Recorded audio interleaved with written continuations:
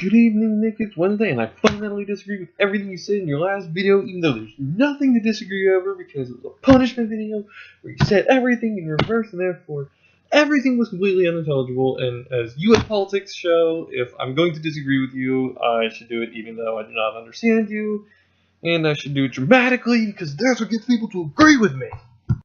Funny intro aside, Nick, that was an absolutely great video. I'm actually surprised that you were able to do it in the amount of time that you were able to do it.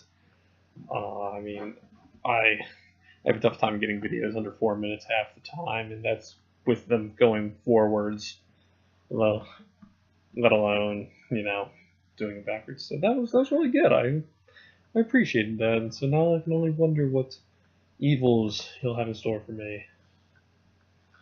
That's really terrifying to think about. But as my intro did explain, which maybe you didn't know, there are ways to disagree with people even though you can't understand those people, and that's one of the things I do want to talk about, is how misunderstanding is not necessarily a reason to disagree with someone. But I'm not going to talk about U.S. politics because I don't like talking about U.S. politics, even though U.S. politics is one of my favorite hobbies. I don't really want to talk about it because this is the internet, and the internet scares me. So I'm just going to talk about disagreement and misunderstandings in general. Well, Nick, you and I do kind of sometimes talk in circles and say things over and over. Like, not all of our videos or conversations face to face are necessarily straight, linear, bam, logical progression arguments. I think we say things with enough clarity that it makes it easy to agree with one another, not just because we had similar backgrounds in college, we had similar groups of friends, because when we talk to each other, we make ourselves as clear and concise as possible.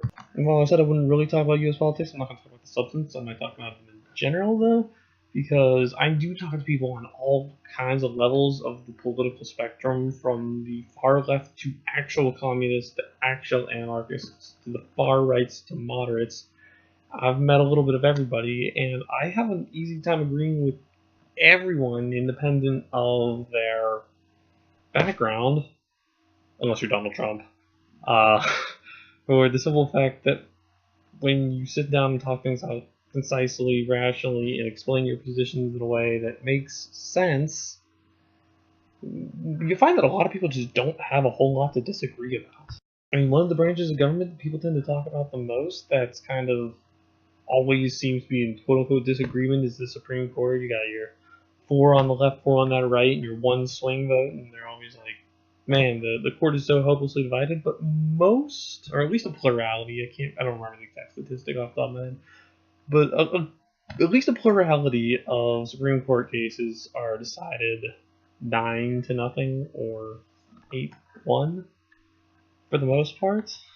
Most things are really just easy to agree on. We argue really passionately about the difficult things and the things that there's not really a clear solution to yet, but most things do have a relatively easy solution, and most people do tend to agree on them when they sit down and talk about them. There's not always a whole lot to disagree about when you talk things out rationally.